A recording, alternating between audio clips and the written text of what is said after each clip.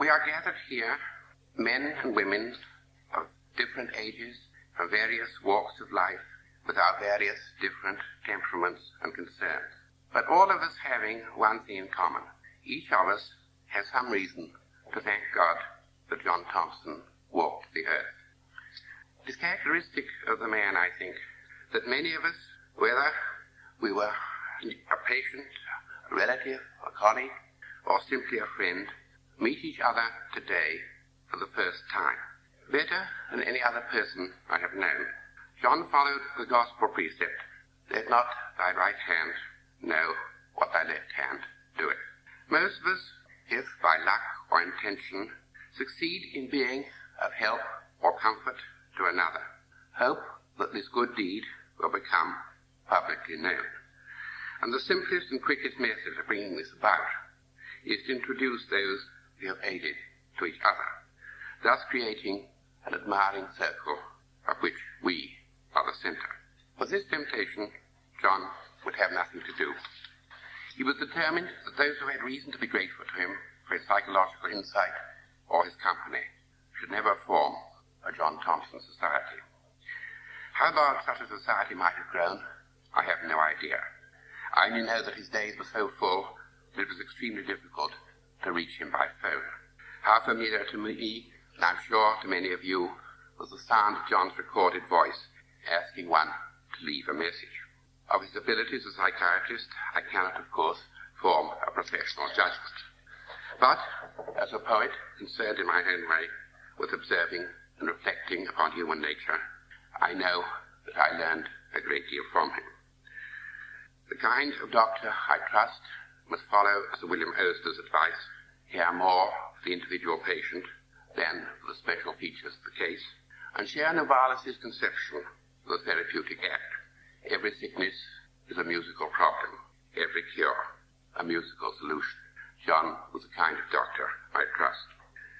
What always struck me about him was not merely that he was just a sympathetic listener, but that he gave himself completely to whatever company he was in. So many conversations, even good ones, remain a set of separate monologues which only now and then, by accident, relate to each other. The speakers are more concerned with their own thoughts than with the living exchange of ideas. But the conversation with John, no matter how trivial or impersonal the topic, was always a genuine dialogue. His life was an outstanding example of what is meant by the words to love one's neighbor as oneself. This is so often thought of in terms of emotion. In fact, what does it mean to love one's neighbor as oneself? To recognize the existence of another as being as real as one's own.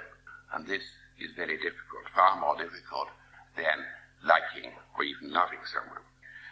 The way of life which he practiced, I know no better description than these lines by Charles Williams. The everlasting house the soul discovers is always another's. We must lose our own ends. We must always live in the habitation of our lovers. My friend's shelter for me, mine for him. The wealth of the self is the health of the self exchanged. What said Heraclitus? And what is the city's breath? Dying each other's life, living each other's death.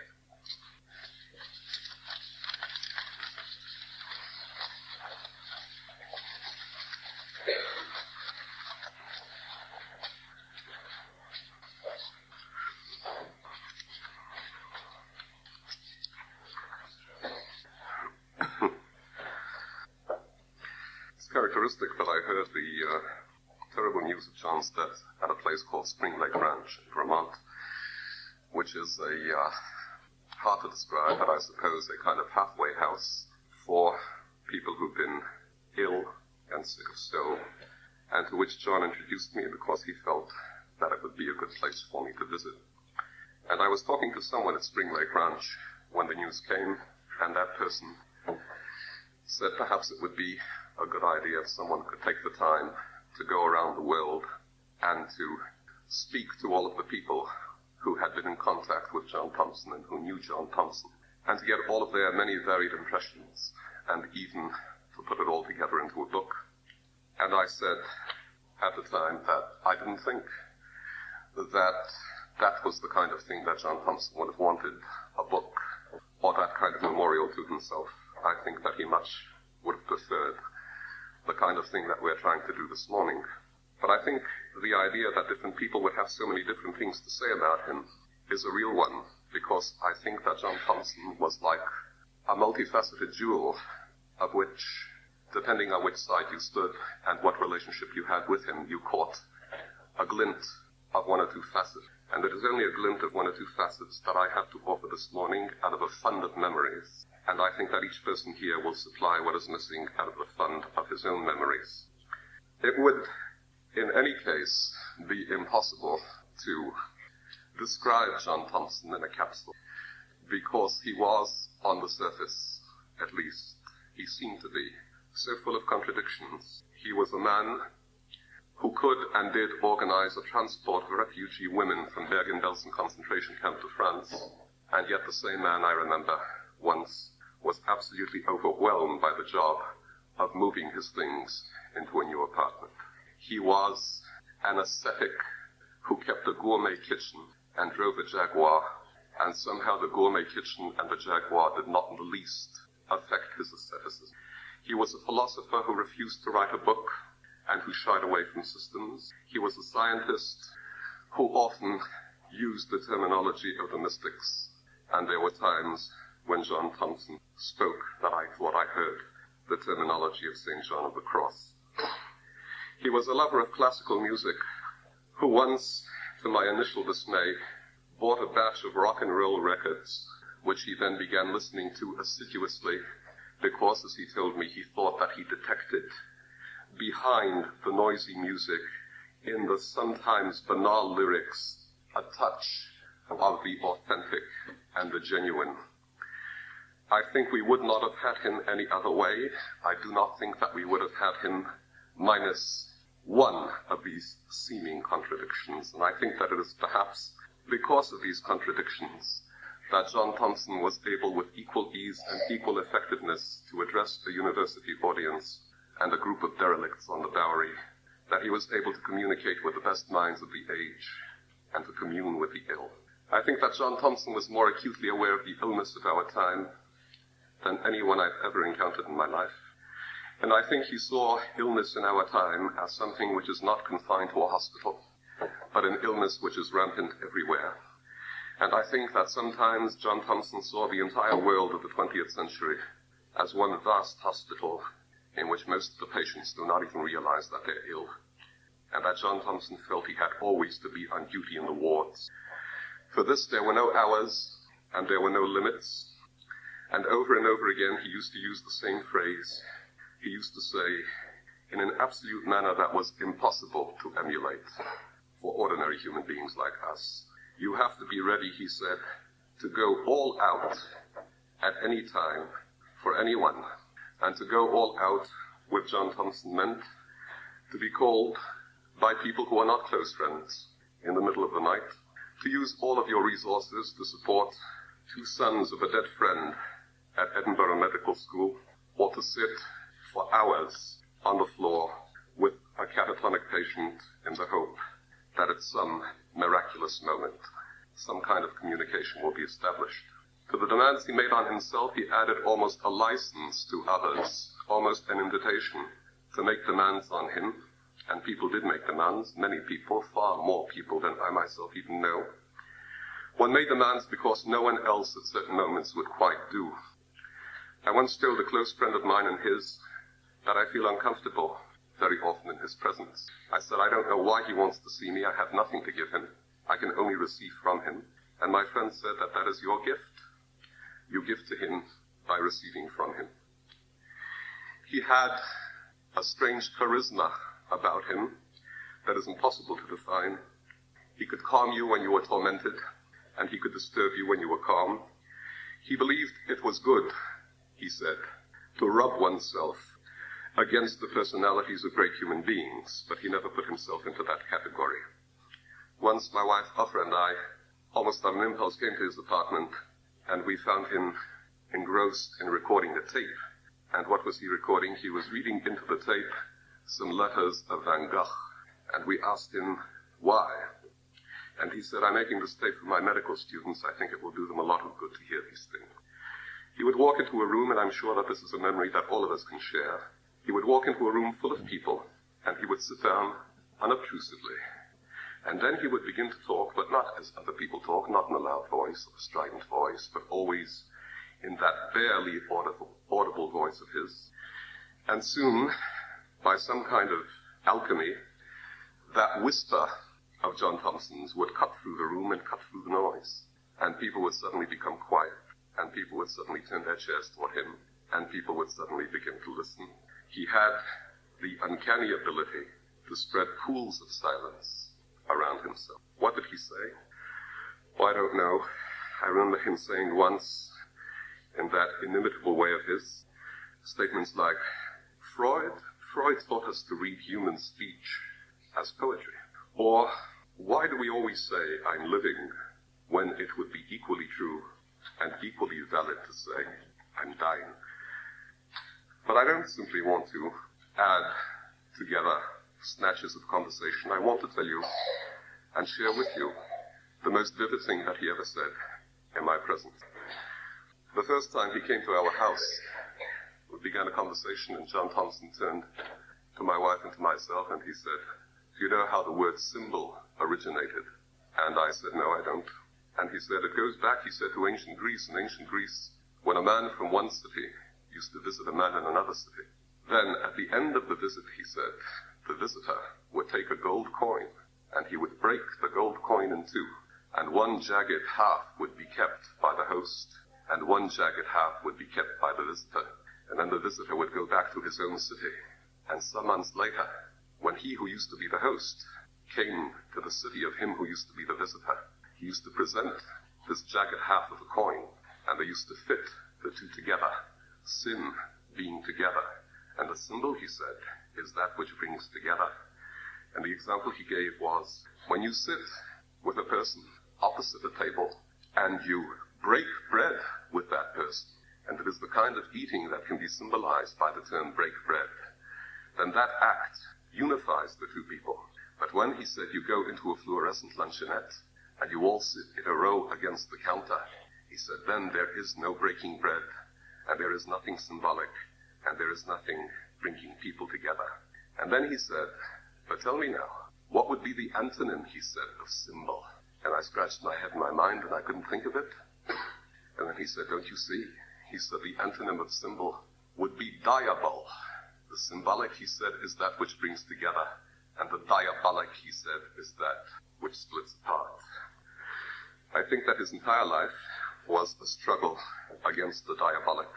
I think that his entire life was a struggle to bring together. He once asked me, thinking that I had the answer, which I didn't. Yosef, he said, why can't I be both a Christian and a Jew? And why can't I go both to the church and to the synagogue? And I mumbled something about the tragedy of history that makes it impossible. His life was a constant struggle to unify ideas and to unify people, to heal wounds of all kinds, and to mend the broken. He found what he sought once, and I could tell that he had found it once from his conversations. He had found it at the place he found it in France, at Eau Vive, which translated means the living waters. And I think, from the way he used to talk about Eau Vive, that in later years, Eau Vive represented to him a kind of paradise lost, that it was something he was looking for to find again. Ever afterward, he was looking for another Eau Vive. I think the effort exhausted him.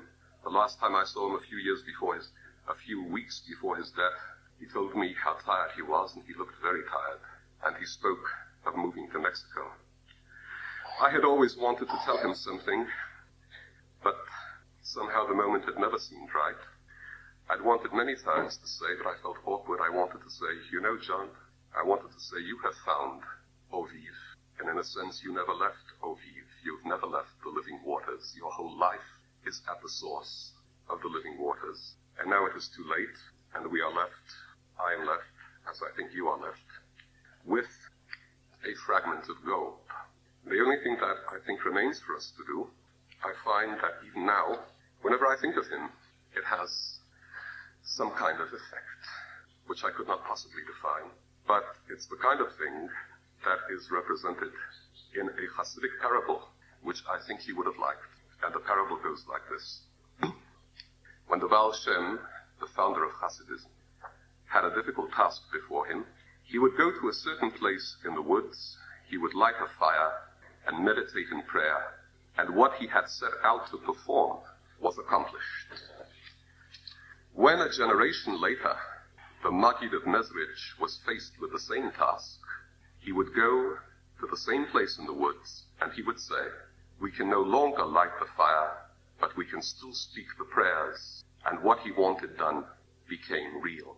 Again, a generation later, Rabbi Moshe Leib of Sassad had to perform this task, and he too went into the woods, and he said, we can no longer light a fire, nor do we know the secret meditations belonging to the prayer, but we do know the place in the woods to which it all belongs, and that must be sufficient, and sufficient it was. But when another generation had passed, and Rabbi Israel of Rizhin were called upon to perform the task, he sat down on his chair, and he said, we cannot light the fire, we cannot speak the prayers, we do not know the place, but we can tell the story of how it was done.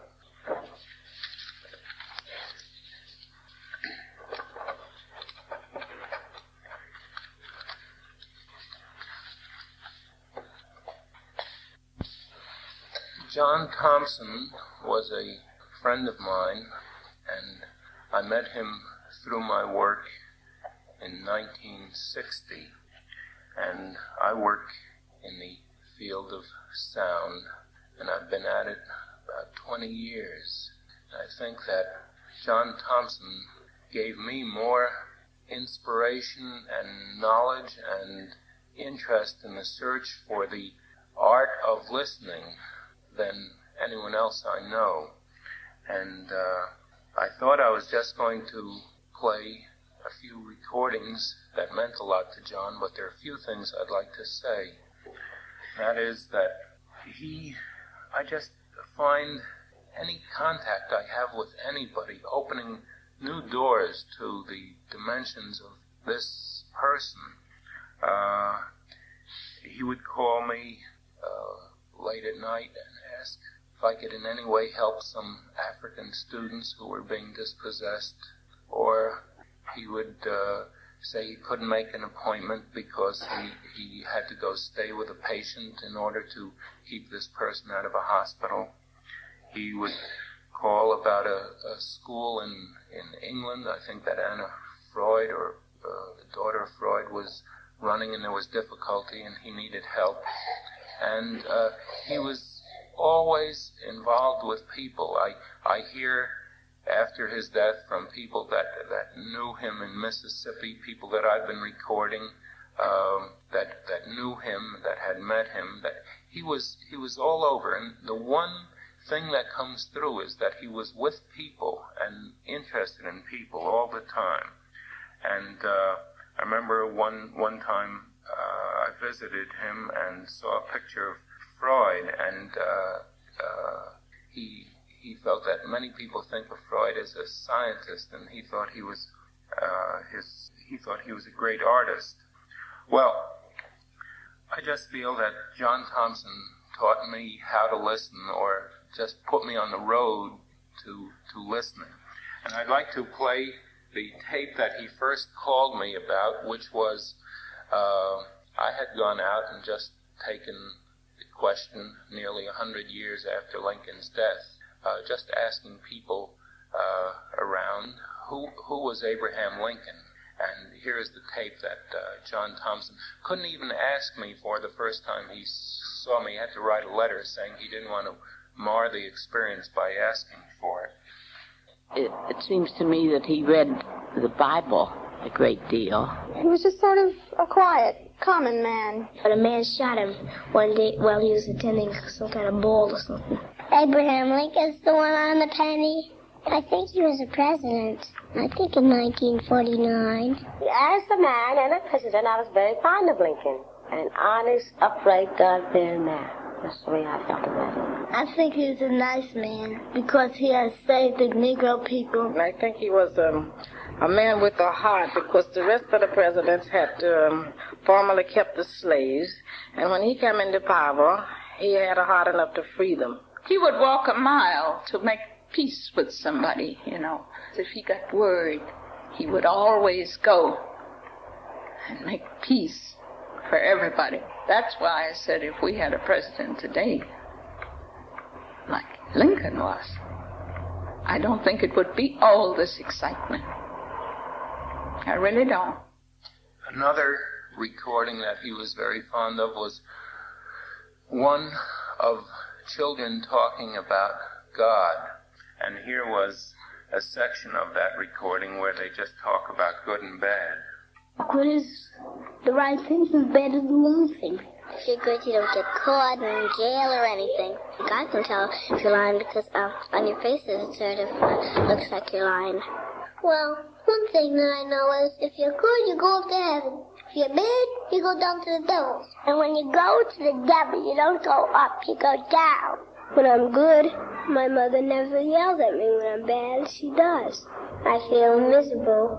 When I'm bad, I feel miserable inside, but on the outside, I just feel like I feel now. I think that there are more people that are bad than there are good. And if you're good, you'll live forever, and if you're bad, you'll die when you die. I think that there's a little piece of him in every single person. That's why there's a little good in everybody. Even if a person looks all bad, you know that there's at least a little bit of good in him. I promised him that I'd be good in school, but something in my mind keep on buzzing around my head. And I keep on getting better and better. John Thompson saw no difference between Mississippi, or certain aspects of Mississippi, and certain aspects of Nazi Germany.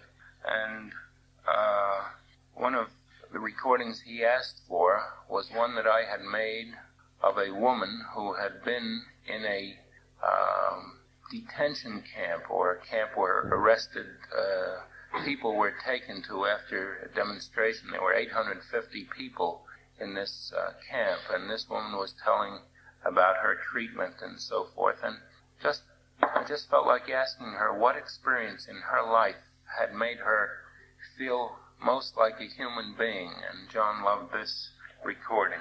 I was in Chicago for the first time of ever having been out of the South, and a white lady touched me on the shoulder and said, "Lady, your slip is showing."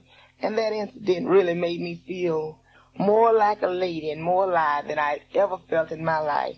I felt that this lady said, "Here's another lady," and because I'm a lady, I don't want to see another lady that is not properly dressed. And it just made me feel good to know that a white person could think of me as being a lady. One thing I remember, I recorded John Thompson a few times, and one thing I remember, he never used a script. Anytime he ever spoke, he felt he couldn't put words down that would really say what he wanted to say. And here is a speech, or part of a speech I recorded of John, where I think some of his approach to life comes through very beautifully, and I think that if one were to put these words down, they would make some of the most beautiful writing one could ever find.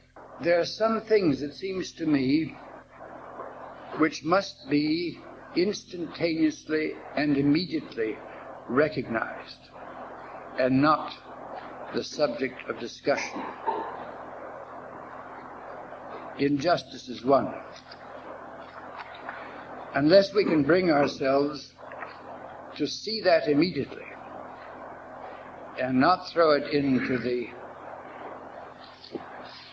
realm of wonderment, I think we are lost. Unless we can respond in some immediate way to what is patently present, but against which we are apt to defend ourselves, then this defense process will continue and the dark forces will have their way.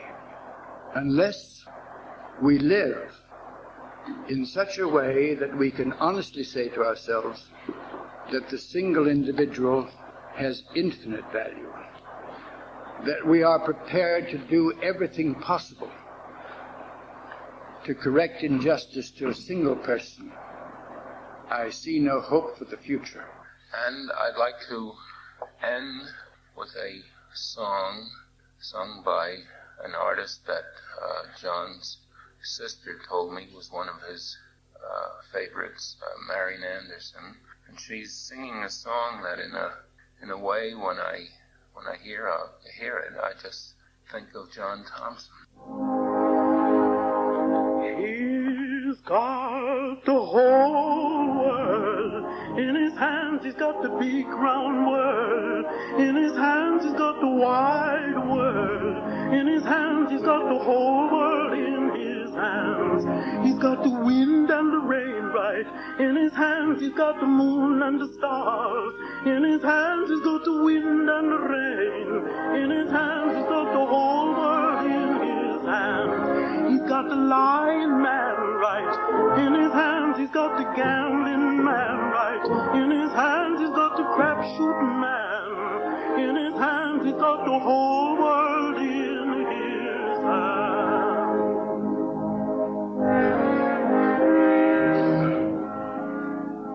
He's got the little bits of baby in his hands. He's got the little bits of baby in his hands. He's got the little bits of baby in his hands.